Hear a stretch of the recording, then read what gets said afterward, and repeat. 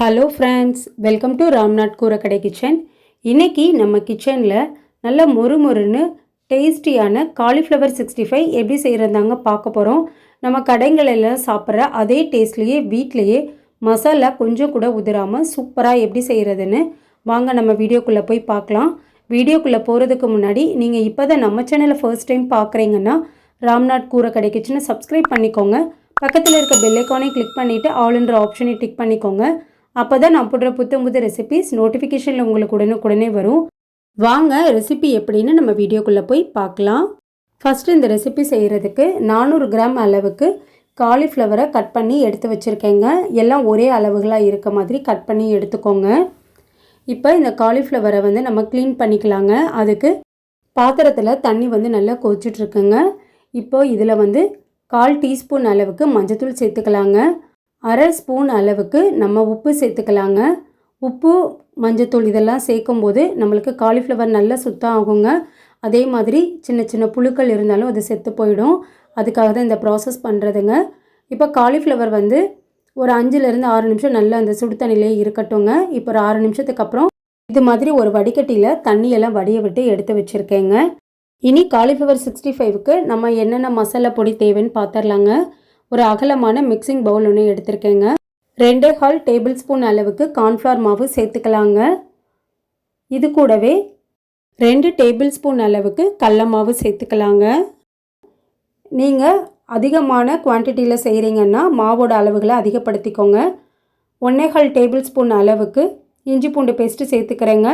காரத்துக்கு 2 டீஸ்பூன் அளவுக்கு மிளகாத்தூள் சேர்த்துக்கிறேங்க.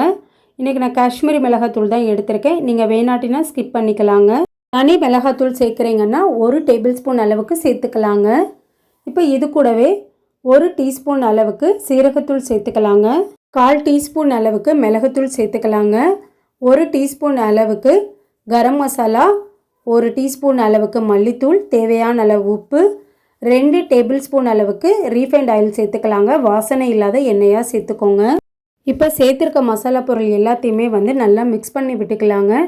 தண்ணி எதுவும் சேர்க்க வேணாங்க. நல்லா மிக்ஸ் பண்ணிவிட்டு அதுக்கப்புறம் நம்ம கொஞ்சம் கொஞ்சமாக தண்ணி தெளித்து சேர்த்துக்கலாங்க. பாருங்கள், இந்த அளவுக்கு நல்லா கலந்து விட்டாச்சுங்க. இப்போ வந்து கொஞ்சம் கொஞ்சமாக தண்ணி தெளித்து சேர்த்துக்கலாம். இந்த பக்குவத்துக்கு நல்லா மிக்ஸ் பண்ணி விட்டுக்கணுங்க.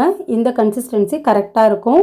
இப்போ நம்ம தண்ணி எல்லாம் நல்லா வடிகட்டி வச்சுருக்க காலிஃப்ளவரை இது கூட சேர்த்துட்டு மசாலா எல்லாமே காலிஃப்ளவரில் நல்லா படுறது மாதிரி மிக்ஸ் பண்ணி விட்டுக்கலாங்க.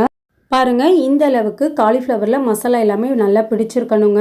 இப்போ ஒரு 20 நிமிஷம் மட்டும் நல்லா ஊற வச்சுக்கலாங்க. நீங்கள் உடனே ஃப்ரை பண்ணுறதுனாலும் பண்ணிக்கலாம். நம்ம எண்ணெயெல்லாம் சேர்த்துருக்கிறதுனால மசாலா எல்லாமே உதிராமல் ரொம்ப சூப்பராக வருங்க. நான் ஒரு 20 நிமிஷம் ஊற வச்சுட்டு அதுக்கப்புறம் ஃப்ரை பண்ணி எடுத்துக்க போகிறேன். இப்போ ஒரு 20 நிமிஷம் ஆயிடுச்சுங்க. இப்போ நம்ம எண்ணெயில் பொரித்து எடுத்துக்கலாம். பொரிக்கிறதுக்கு தேவையான அளவு எண்ணெய் வந்து சூடு பண்ணி வச்சுருக்கேங்க. அடுப்பை வந்து ஹை ஃப்ளேமில் வைக்காமல் மீடியம் ஃப்ளேமில் வச்சு கொஞ்சம் கொஞ்சமாக நம்ம காலிஃப்ளவரை சேர்த்து பொரிச்சுக்கலாங்க.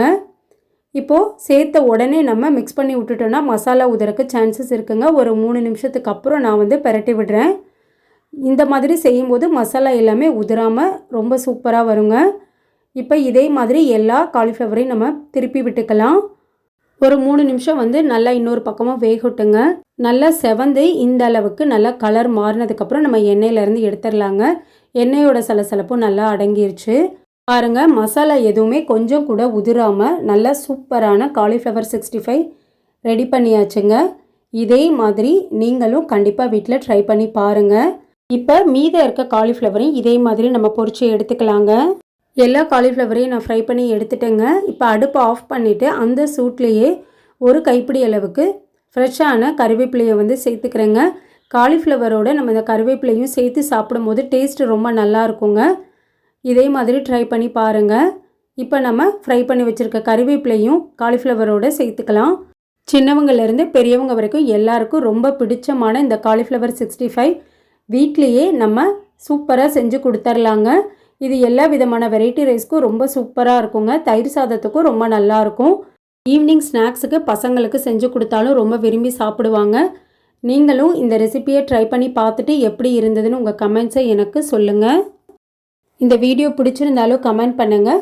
வீடியோ பிடிச்சிருந்தா லைக் பண்ணுங்கள். உங்கள் ஃப்ரெண்ட்ஸ் அண்ட் ரிலேட்டிவ் ஃபேமிலிக்கும் இந்த வீடியோவை ஷேர் பண்ணுங்கள். இனி நான் வேறு ஒரு இன்ட்ரெஸ்டிங்கான ரெசிபியில் உங்களை பார்க்குறேன். தேங்க்ஸ் ஃபார் வாட்சிங்.